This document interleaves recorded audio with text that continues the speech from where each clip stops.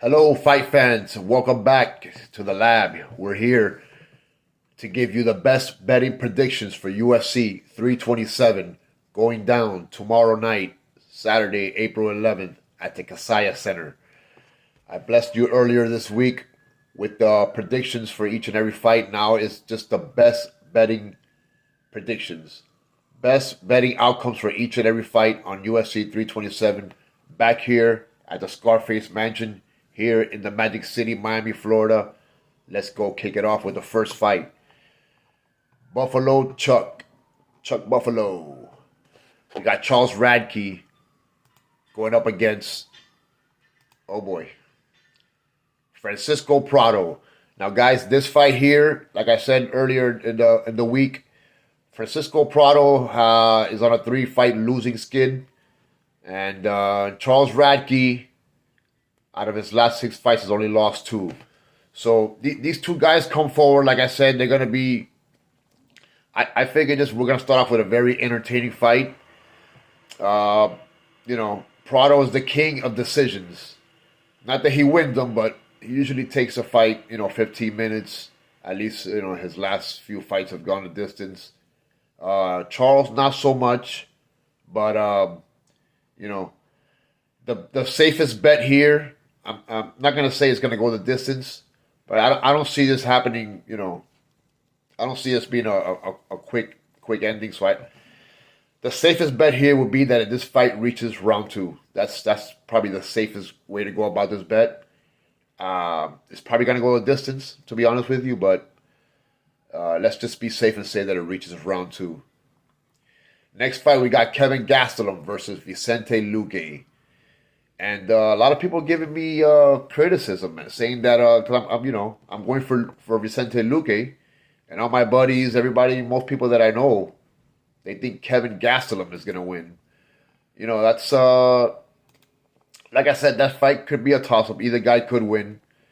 But again, the safest bet here is that this fight reaches round 2.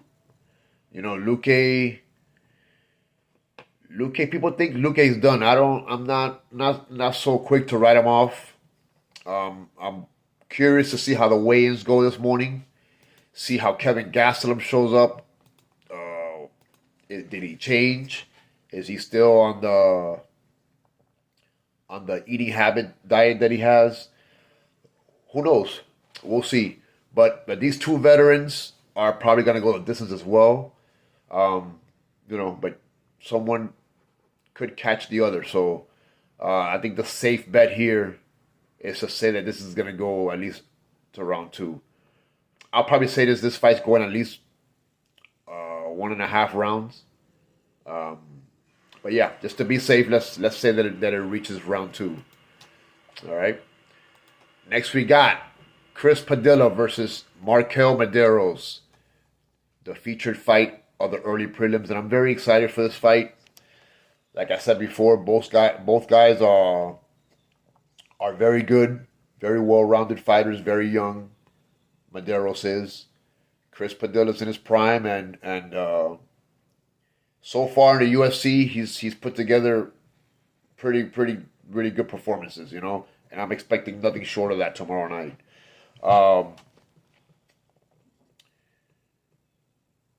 Shockingly, you're not gonna believe this, but I see this fight playing out the same as the previous fight before. So, I see this fight going well into the late third rounds, maybe, or possibly the distance. These are two really good guys with various weapons, and just to be safe, I'm gonna say that it reaches round 2. But I definitely see this going at least a round and a half. But I'm here to give you the safe bet, and the safe bet is that it reaches round 2. All right. Tatiana Suarez versus Lupi Godinez. Oh man, this fight could easily go the distance. I'm not seeing both women are. If you look at their track record, they usually take the fight. None of them are. One's a wrestler, the other one's is a striker. With wrestling background, but I say wrestling background just because of where she trains. I'm sure she has a good wrestling team foundation there, people to push her and get her prepared for this. And with her other fights that she's had in the past, she's usually lost to women like Tatiana Suarez that take her down and hold her and just do the typical wrestling grappling in the UFC where they take you down and win minutes.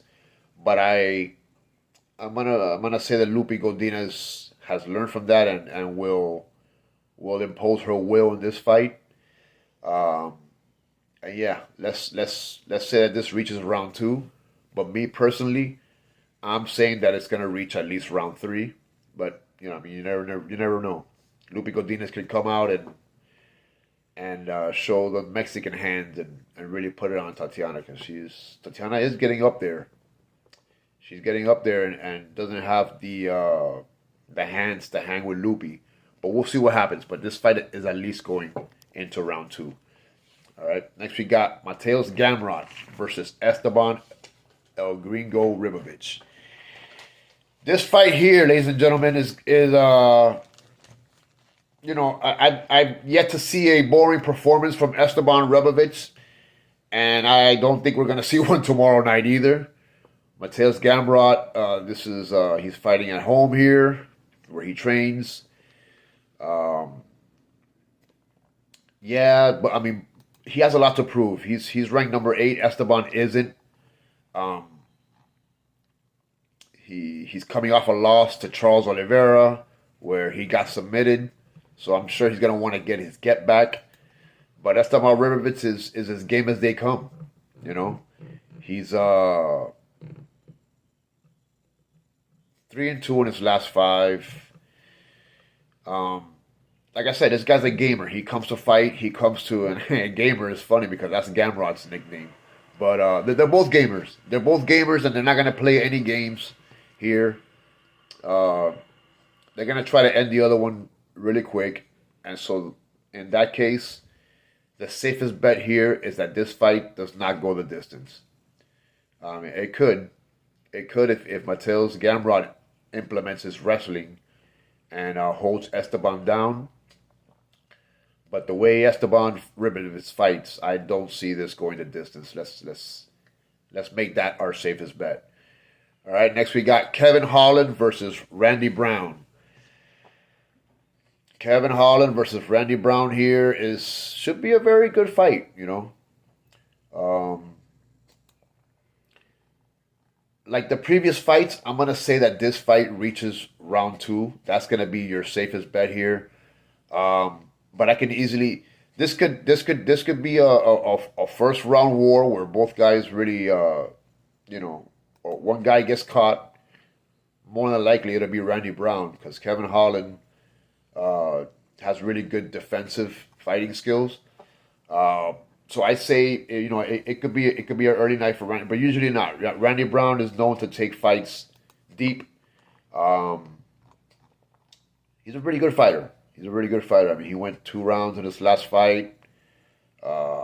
Big disappointment, but then that was the main event against an undefeated guy. Before that, he went to the second round with Nicholas Dalby, and before that, it was the decision against that he lost to Brian Battle. Both guys have fought really high competition, and both guys are known to take the fight deep. So let's just be safe. The safest bet here again is that this fight reaches round 2. All right. Next, we got the featured fight of the prelims. It's Patricio Pitbull versus Aaron Pico. The Bellator fight in the UFC. Yeah, man. I don't like I said before on my last show. I don't think I think Pico's gonna come out here with an edge. I think he's ashamed of his last performance that he got caught with a spinning back fist, which was very nice spinning back fist by Lerone Murphy. But yeah, man, he wants to get that taste out of his mouth. There was a lot of big hype about this guy coming into the UFC and what he's gonna do and all that and what he's done at the other promotion and the same with Pitbull. There was a lot of hype. Oh, he's finally here. I mean, he got here way too late. I mean, he's 38 now, so uh, I believe he was 36 when he first, or no, he was 35. I think it was 37, 30. He started last year, but yeah, it hasn't been too much of a good start here at the UFC for him. Very very boring loss to Yair Rodriguez. And then he beat Ige, but it was probably Ige's most boring fight. And this guy's gonna come here and it's gonna be kill or be killed. He has to make a statement here. He has nowhere to go.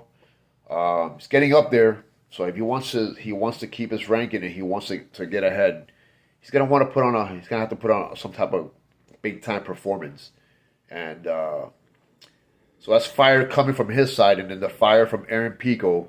I do got Pico winning, but the safest bet here is that this fight does not go the distance. All right.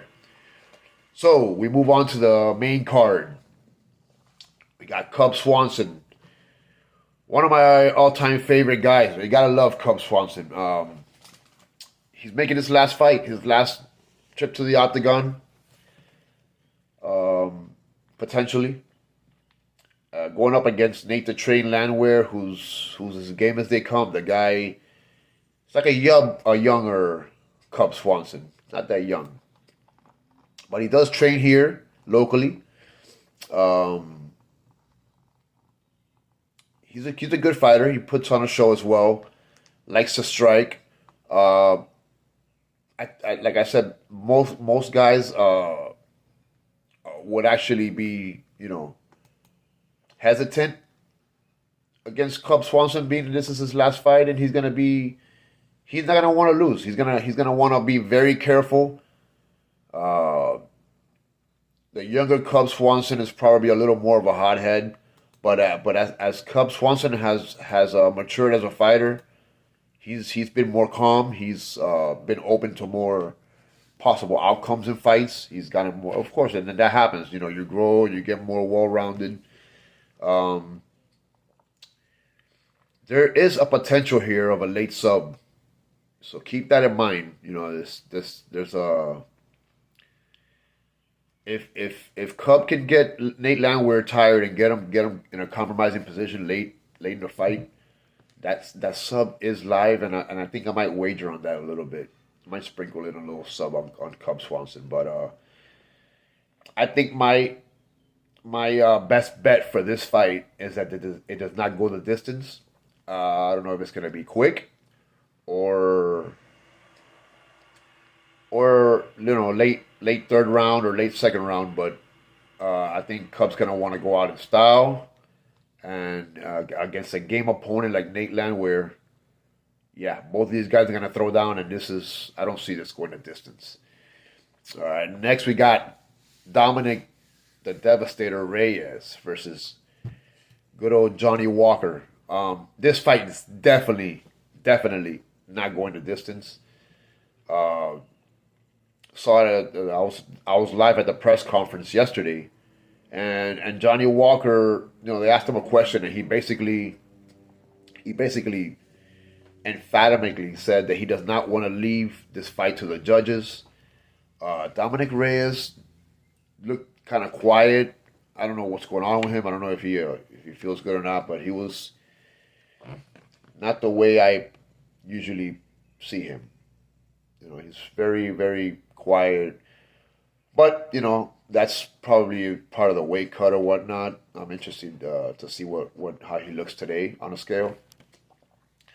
But yeah, just the track record of both of these guys, the unpredictedness from Johnny Walker, and just the overall sense of this fight, where both guys are in their career.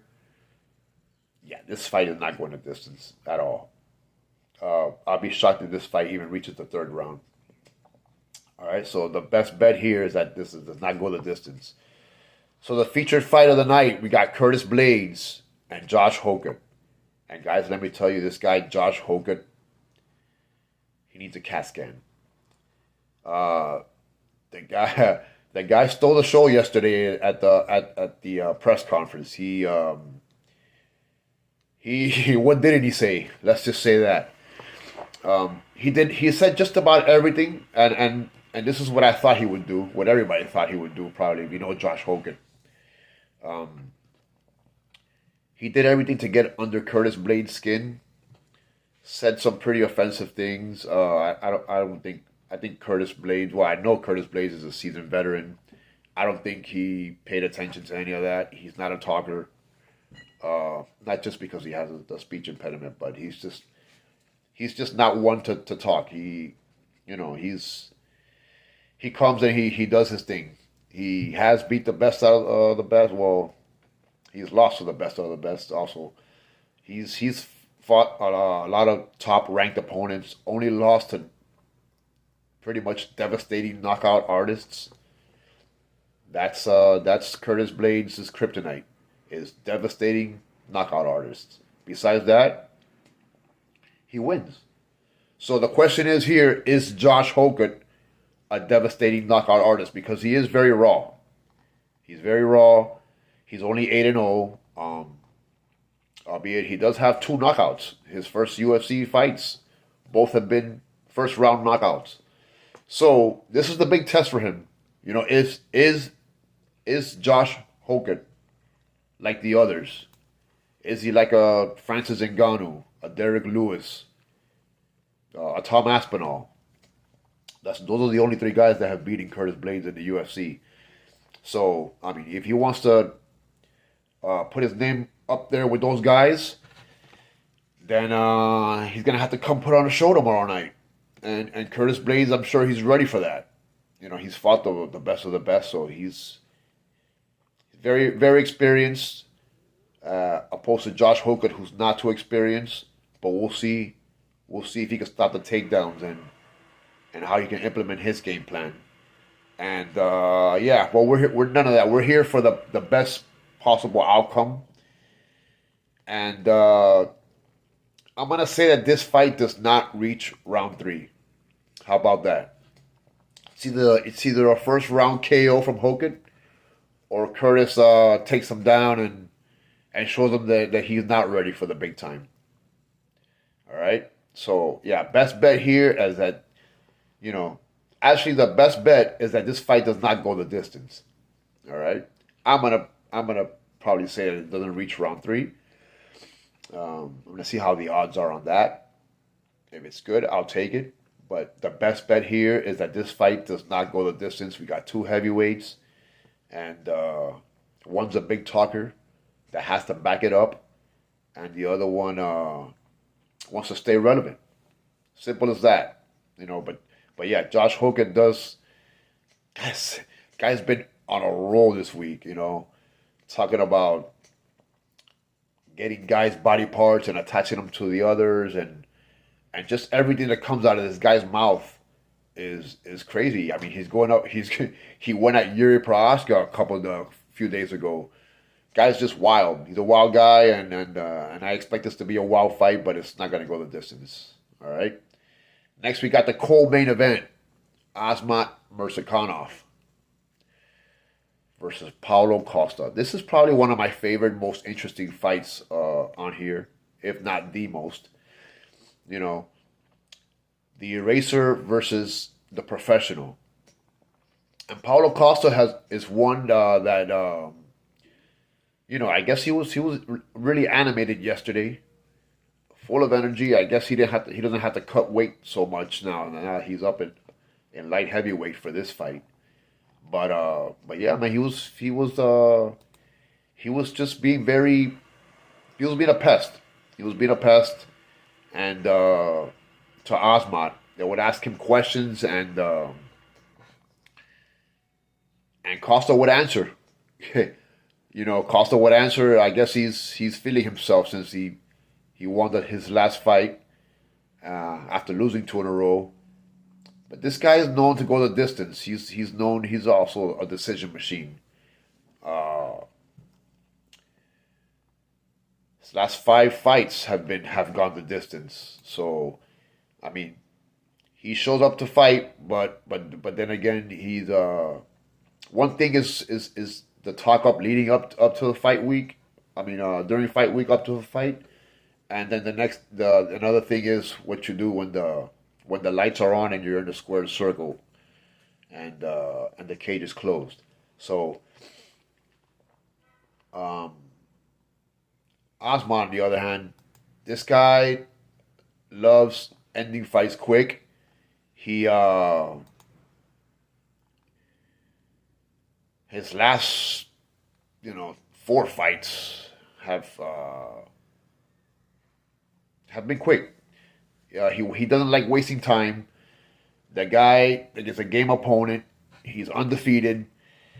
What more can I say? Yeah, he's pissed. He is really pissed.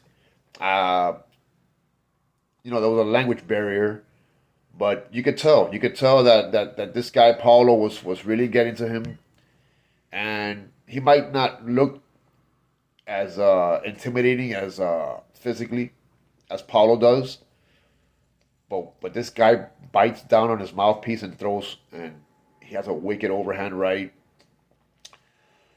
Paulo could drag this out to a decision, or this guy could really knock Paulo out, and there'll be no denying him for a title shot after that. What more is there to do? Let's go. His last 2 fights, the last 2 knockouts were first round knockouts. Not only that, but they were devastating. And every time this guy lands, it's basically game over.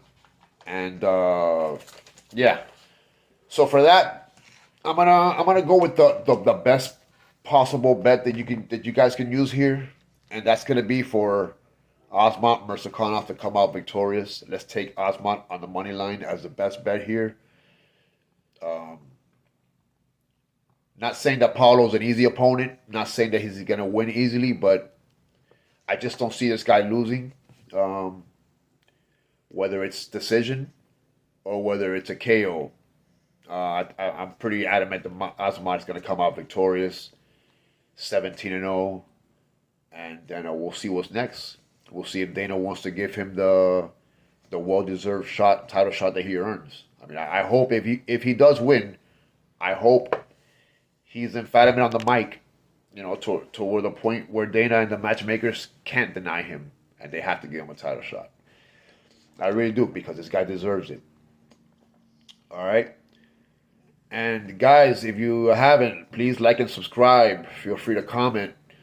Let me know what you think, how you feel about this card, what you got going.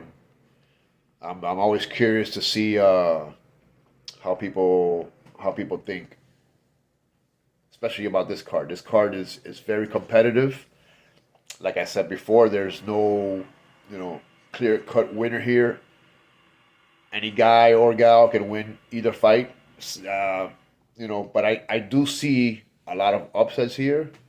When I make my picks, as I did earlier in the week, I don't look at the who's favored and who's the underdog. I just go off of my experience and what I believe, and then after I look and I see who's favored, and I see a lot of underdogs that are gonna win. And there's always a fight, maybe a fight card once or twice a year where a lot of underdogs come out and win, and I think this is one of them. I think this is a good card to make money if you're into that sort of stuff. If you're a gambler, this is a hot one. All right, so yeah, feel free to like and subscribe. The main event here is Yuri Prochazka versus Carlos Ulberg.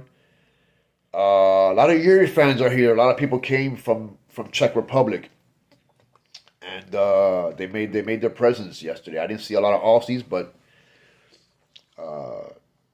tonight and tomorrow will be very different. You know, we'll see at the weigh-ins today, and then we'll see, of course, on fight night how Czech versus Australia fares out. This is a very good fight. Um, you know, Yuri has everything here going for him, I guess. He's been here before. This is his fourth, I guess, chance. Um, he lost two to Pereira. But yeah, he looked good. He looked good his last fight against Roundtree. He looked very good against Jamal Hill. Um, Yuri, and then he's a former champ. He's a former champ. He beat Glover. He's beat Reyes. He's beat a lot of big name guys. You know, he was very Yuri being Yuri last night at the press conference, and man, I think everybody's rooting for him. Everybody's rooting for him, and yeah, but not so fast, man. This guy Carlos, uh, I think he's better than what people think he is. I think Carlos Ulberg is very well trained. Like I said, he of course he trains with Volk and these guys at City Kickboxing, and yeah, he hasn't fought top guys, but he's won 9 in a row, and you got to respect that. You got to respect that 9 in a row in this division of light heavyweights is not an easy task. You know, he's beat John Blachowicz, which is another ex champ. You know, he knocked out Reyes devastatingly towards the end of last year. Um, he beat Ozdemir, which is a very well-rounded guy with a lot of wins under his belt. Knocked out Manifield. This guy has, he hasn't really fought the best of the best, but he has really good performances, and yeah, I think he's gonna be ready. He's well coached. He's ready. He says he's ready, and I believe him. And so let's go with the best bet here, because this is not who's going to win this fight, even though I think Blackjack is going to upset a lot of people. The best bet here is that this fight goes into the second round. And the reason why I'm saying that is because I think the first round is going to be like a feel out for both of these guys. Carlos likes to drag fights late or go to decision. He's more of a defensive guy at first. The first half of the fight, or until his opponent starts to wear down a little bit. And Yuri's pretty unpredictable. He can come out guns blazing, but then again, I think he's gonna be careful. I think he's gonna be careful because he knows that Carlos is dangerous, and the first round is more like a feel out, and so for that, we're gonna say that this fight at least reaches round two. Round two could be totally different. These guys could just come out and trade, and someone could get caught, or it's good. They can both implement their game plan, and this could be a 5 round war or a 5 round decision. But the safest best bet here is that this fight reaches round two. All right, guys. So there you have it. Those are all your best bets for each and every fight here. UFC 237. I'm excited. I'm gonna go down to the weigh-ins now and see how everybody came out. See if Gastelum quit cutting weight again and just came in a few pounds over so he can have an edge. We'll see. We'll see what happens, and then I probably won't make a prediction. I probably won't make a video of the outcome of this event because it is my birthday next week, so I'll be celebrating after the event. Hopefully with some UFC fighters. A lot of action down here in sunny, beautiful Miami, Florida. So Saturday night here, I'll probably be in a position that I probably can't make a post event video, but I'll see you next week for the UFC next week. All right, guys. Hello, fight fans. Welcome subscribe. back to the lab. We're here